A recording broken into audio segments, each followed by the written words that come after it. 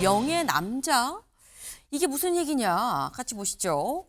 이재명 대통령 오늘 저녁에 박찬대 의원과 박찬대 전 원내대표와 만찬을 합니다. 물론 둘이서 단독으로 만나는 건 아니고요.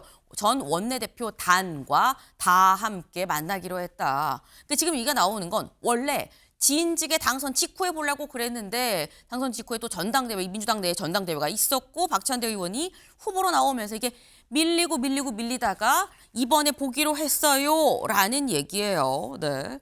근데 여기서 드는 의문이 이런 거죠. 박찬대 의원이 원내대표를 그만두는 게 작년 6월입니다. 그리고 반년이 넘게 흘렀어요. 박찬대 의원 뒤에 김병기, 한병도 벌써 2명이나 원내대표가 바뀌었죠. 그럼 이 정도 연기되면 보통은 그냥 취소가 되거든요. 근데 굳이 반년도 넘어서 한 8개월째에 지금 본다라는 거예요. 물론 이재명 대통령과 박찬대 전 원내대표가 상당히 가까운 사이였던 건 맞습니다. 그 모습 잠깐 같이 보고 올까요? 그래도 가장 좋았던 것은 웃을 일 없는 그 이재명한테 아재 개그를 시전해서 하지마 그 소리 들어가면서 핍박받아가면서 웃게 만들었던 그 부분이 가장 보람 있지 않았나.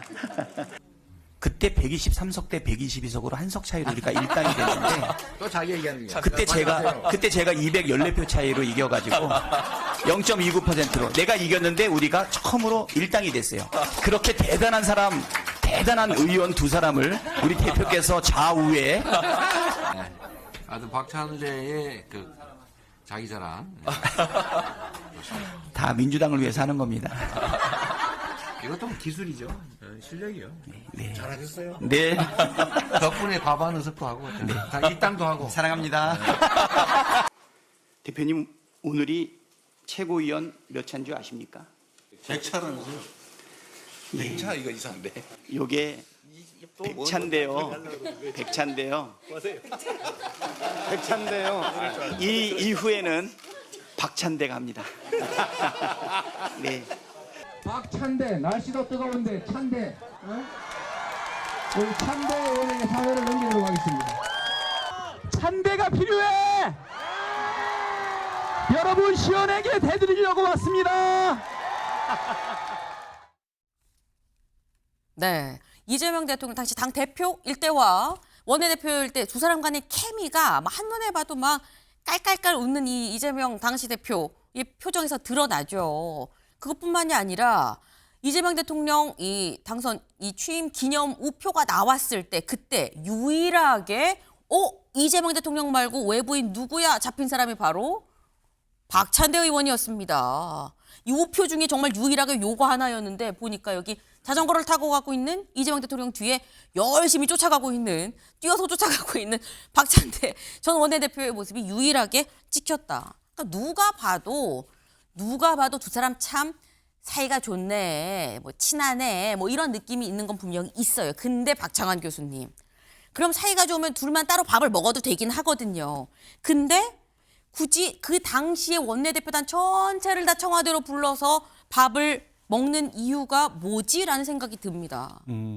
뭐 누가 보더라도 뭐 명분은 네. 밀렸던 약속 늦게 이행한다지만 네. 현실적으로는 이제 지방선거 판이 곧 벌어지잖아요. 그리고 사실상 당시에 원내대표 단회 또는 그 당시 최고위원들 했던 분들이 이번에 지방선거에 대거 출마가 예상이 되고 있습니다. 그러다 보면 결국은 나하고 이거 가까웠던 분들 우리 그 옛날 추억 쌓자고 여기 만나는 건 아닐 테고 앞으로 하시는 일 잘 네. 되는데 내가 뭐 도와줄 건 없고 밥이라도 한번 먹자. 그러면 언론의 조명도 받을 테고 또 이재명 대통령과의 케미도 나올 테고 그러면 아무래도 음으로 양으로 도움되지 않겠느냐. 뭐 이런 마음으로 밥을 먹지 않을까 이렇게 예상해 봅니다. 네.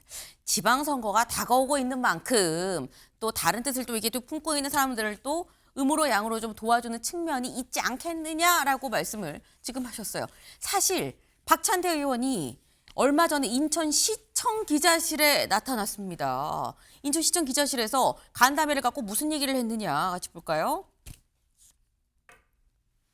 이런 얘기를 했어요. 네. 이 2월 10일 국회에서 이 출판 기념회를 준비를 하고 있는데 근데 그 일정을 마친 뒤에 적당한 시점에 선거, 여기서 말하는 선거는 6.3 지방선거를 얘기를 하죠. 선거 관련 결단 내용을 좀 말씀드려야 하지 않을까 싶어요. 아마도 설 전에는 해야 될 것 같습니다. 라고 얘기를 했다라는 거죠. 인천시청의 기자실에 찾아와서 그 기자 간담회를 통해서 한 얘기, 인천시장 얘기 아니겠느냐라는 겁니다.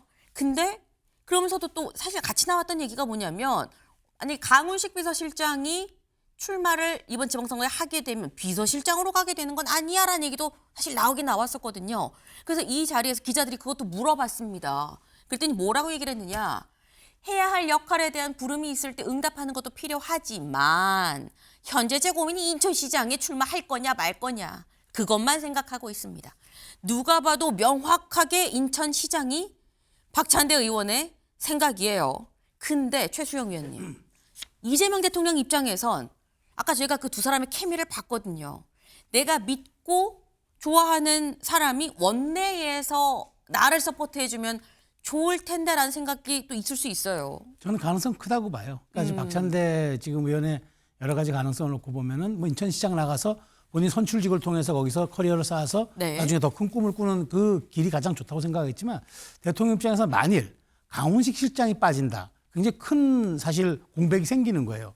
그럼 그 자리를 그러면은 이제 누군가를 또 메워야 되는데 제가 보기에 어쨌든 2년 차에 이제 접어드는 그 단계에서는 더 믿을 수 있는 사람이 필요할 겁니다. 왜냐하면 지방선거가 민주당의 압승이 예상되는 그런 이런 상황에서 그 이후에 그 국정의 어떤 그립을 잡은 상태에서 네. 좀 안정감 있게 끌고 가기 위해서는 본인과 케미가 잘 맞는 사람이 필요할 거예요. 그런 측면에서 저는 박찬대 의원이 저렇게까지 얘기하고 있지만 만일 강훈식의 이동이 현실화된다면 강훈식의 이동이 현실화되지 않으면 박찬대 의원은 인천시장 갈 가능성이 후보로 갈 가능성이 매우 높지만 네. 강훈식의 이동이 전제된다면 박찬대 의원의 비서실장 이동도 그거는 가능성이 없지는 않다. 열려 있다. 이건 저는 크다고 봐요. 왜냐하면 이게 사실 물론 이 자리도 그러면 보궐선거를 해야 돼요. 네. 의원직을 내놓고 비서실장을 가야 되니까.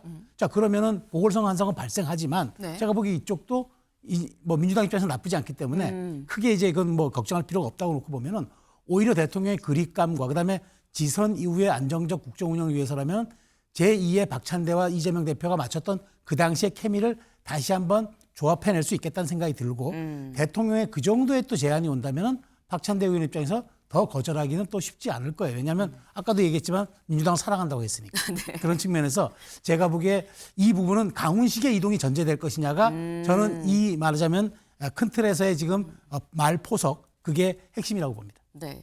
일단 이렇게 쓰이든 저렇게 쓰이든 박찬대 의원은 어디든 일단 쓰일 가능성이 매우 상당히 농후해 보인다라는 말씀을 지금 하셨어요. 그런데 저희 오늘 키워드가 명예남자였었죠. 사실 이재명 대통령이 지방선거 관련해서 내심 마음을 살짝 좀 드러낸 게 이번이 처음은 아니다라는 거예요. 서울시장의 지금 뜻을 갖고 있는 정원호 성동구청장에 대해서도 아유 이렇게 나 성남시장 때보다 더 잘하시는 것 같아요. 내가 뭐 못 내밀겠어요라는 취지의 얘기를 했었죠.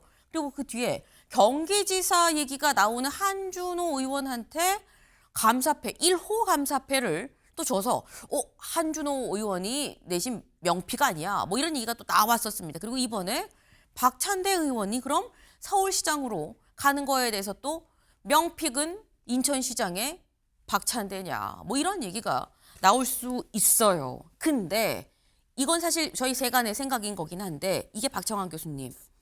이렇게 되면 공천은 당에서 하는데 자꾸 명심은 이래라는 게 자꾸 노출이 되면 정청래 대표 입장에서는 좀 곤혹스럽지 않겠나라는 생각도 듭니다. 뭐 결국은 정청래 대표도 대통령이 좋아하는 사람이 있을 수 있는 거고 또 당원들이 좋아하는 사람이 있을 수 있는 거고 네. 본인이 좋아하는 사람이 있을 수 있는 거죠. 근데 박수라는 게 대통령이 손 내민다고 소리가 나는 건 아니잖아요.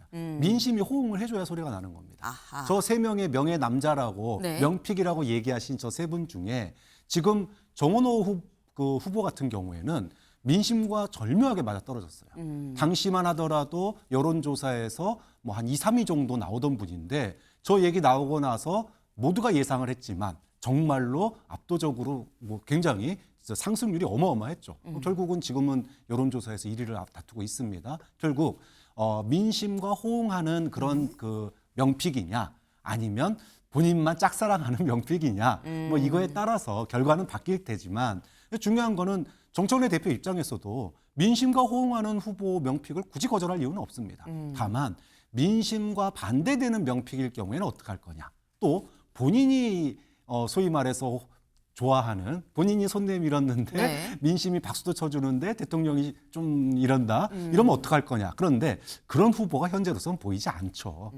그런 후보가 나온다면 곤란할 수 있겠지만 현재로서는 뭐 가장 명확하게 드러난 거는 정원호 후보나 박찬대 뭐 시장 출마 같은 경우에는 명픽이다 이렇게 얘기할 수 있겠지만 한준 후보 같은 경우에는 뭐 이 감사패 1호라 그래가지고 네. 감사패 주다 보면 순서가 있는 건데 그걸 어떻게 명픽이라고 할 수 있겠느냐. 아마 경쟁 후보들에서 명픽으로 얘기하시면 항의들이 엄청나게 많을 거고 정청래 대표도 그걸 가지고 명픽이다 얘기하기에는 조금 너무 나갔다 생각할 겁니다. 네. 지금 말씀을 잘 들어보면 대통령이 뛰고 있는 사람 뒤에서 이렇게 등을 밀어서 좀 도와줄 수는 있는데 등을 밀어줘서 속도를 내서 1등으로 가냐 못 가냐는 당사자 몫이다라는 말씀이에요.